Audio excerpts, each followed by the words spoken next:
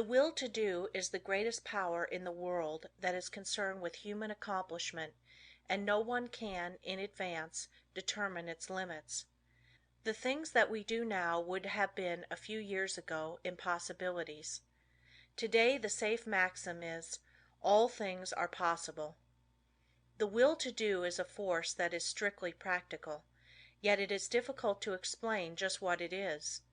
It can be compared to electricity because we know it only through its cause and effects.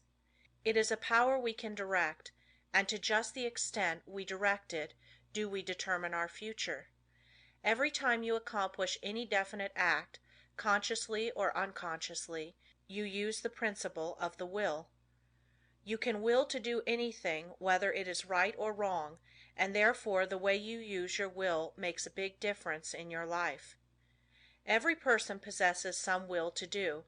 It is the inner energy which controls all conscious acts. What you will to do directs your life forces. All habits, good or bad, are the result of what you will to do. You improve or lower your condition in life by what you will to do. Your will has a connection with all avenues of knowledge, all activities, all accomplishment. You probably know of cases where people have shown wonderful strength under some excitement, similar to the following. The house of a farmer's wife caught on fire. No one was around to help her move anything. She was a frail woman and ordinarily was considered weak. On this occasion she removed things from the house that it later took 3 men to handle. It was the will to do that she used to accomplish her task. Genius is but a will to do little things with infinite pains. Little things well done open the door of opportunity for bigger things. The will accomplishes its greater results through activities that grow out of great concentration in acquiring the power of voluntary attention to such an extent that we can direct it where we will, and hold it steadily to its task until our aim is accomplished.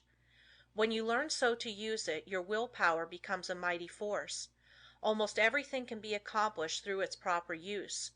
It is greater than physical force because it can be used to control not only physical but mental and moral forces. There are very few that possess perfectly developed and balanced willpower, but those who do easily crush out their weak qualities. Study yourself carefully. Find out your greatest weaknesses and then use your willpower to overcome it. In this way eradicate your faults one by one until you have built up a strong character and personality. Rules for improvement. A desire arises. Now think whether this would be good for you. If it is not, use your willpower to kill out the desire, but on the other hand, if it is a righteous desire, summon all your willpower to your aid, crush all obstacles that confront you, and secure possession of the coveted good. Slowness in making decisions. This is a weakness of willpower. You know you should do something, but you delay doing it through lack of decision. It is easier not to do a certain thing than to do it, but conscience says to do it. The vast majority of persons are failures because of the lack of deciding to do a thing when it should be done. Those that are successful have been quick to grasp opportunities by making a quick decision. This power of will can be used to bring culture, wealth, and health. Some special pointers. For the next week try to make quicker decisions in your little daily affairs. Set the hour you wish to get up and arise exactly at the fixed time. Anything that you should accomplish, do on or ahead of time. You want, of course, to give due deliberation to weighty matters, but by making quick decisions on little things, you will acquire the ability to make quick decisions in bigger things. Never procrastinate. Decide quickly one way or the other, even at the risk of deciding wrong. Practice this for a week or 2 and notice your improvement. The lack of initiative. This too keeps many men from succeeding. They have fallen into the way of imitating others in all that they do. Very often we hear the expression, "He seems clever enough, but he lacks initiative." Life for them is one continuous grind. Day after day they go through the same monotonous round of duties, while those that are getting along are using their initiative to get greater fullness of life. There is nothing so responsible for poverty as this lack of initiative, this power to think and do for ourselves. You are as good as anyone. You have will power, and if you use it, you will get your share of the luxuries of life. So use it to claim your own. Don't depend on anyone else to help you. We have to fight our own battles. All the world loves a fighter, while the coward is despised by all. Every person's problems are different, so I can only say, analyze your opportunities and conditions and study your natural abilities. Form plans for improvement and then put them into operation. Now, as I have said before, don't just say, I'm going to do so and so, but carry your plan into execution. Don't make an indefinite plan, but a definite one, and then don't give up until your object has been accomplished. Put these suggestions into practice with true earnestness, and you will soon note astonishing results, and your whole life will be completely changed. An excellent motto for one of pure motives is, "Through my willpower I dare do what I want to." You will find this affirmation has a very strengthening effect. The spirit of perseverance. The spirit of stick-it-to-itiveness is one that wins. Many go just so far and then give up, whereas if they had persevered a little longer they would have won out. Many have much initiative, but instead of concentrating it into one channel, they diffuse it through several, thereby dissipating it to such an extent that its effect is lost. Develop more determination, which is only the will to do, and when you start out to do something, stick to it until you get results. Of course, before starting anything, you must look around and see what the finish leads to. You must select a road that will lead to somewhere, rather than nowhere. The journey must be productive of some kind of substantial results. The trouble with so many young men is that they launch enterprises without any end in sight. It is not so much the start as the finish of a journey that counts. Each little move should bring you nearer the goal which you planned to reach before the enterprise began. Lack of perseverance is nothing but the lack of the will to do.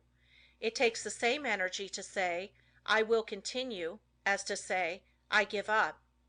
Just the moment you say the latter, you shut off your dynamo, and your determination is gone. Every time you allow your determination to be broken, you weaken it. Don't forget this. Just the instant you notice your determination beginning to weaken, concentrate on it, and by sheer willpower, make it continue on the job. Never try to make a decision when you are not in a calm state of mind.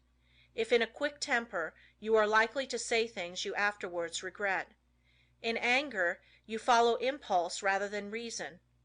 No one can expect to achieve success if he makes decisions when not in full control of his mental forces. Therefore, make it a fixed rule to make decisions only when at your best. If you have a quick temper, you can quickly gain control over it by simple rule of counting backwards. To count backwards requires concentration, and you thus quickly regain a calm state. In this way you can break the temper habit. It will do you a lot of good to think over what you said and thought the last time you were angry. Persevere until you see yourself as others see you. It would do no harm to write the scene out in story form and then sit in judgment of the character that played your part. Special instructions to develop the will to do. This is a form of mental energy, but requires the proper mental attitude to make it manifest. We hear of people having wonderful willpower, which is really wrong. It should be said that they use their willpower, while with many it is a latent force. I want you to realize that no one has a monopoly on willpower. There is plenty for all. What we speak of as willpower is but the gathering together of mental energy, the concentration power at one point. So never think of that person as having a stronger will than yours. Each person will be supplied with just that amount of willpower that he demands. You don't have to develop willpower if you constantly make use of all you have, and remember the way in which you use it determines your fate, for your life is molded to a great extent by the use you make of your will. Unless you make proper use of it, you have neither independence nor firmness. You are unable to control yourself and become a mere machine for others to use. It is more important to learn to use your will than to develop your intellect. The man that has not learned how to use his will rarely decides things for himself, but allows his resolutions to be changed by others. He fluctuates from one opinion to another, and of course does not accomplish anything out of the ordinary, while his brother with the trained will takes his place among the world's leaders. End of Lesson 6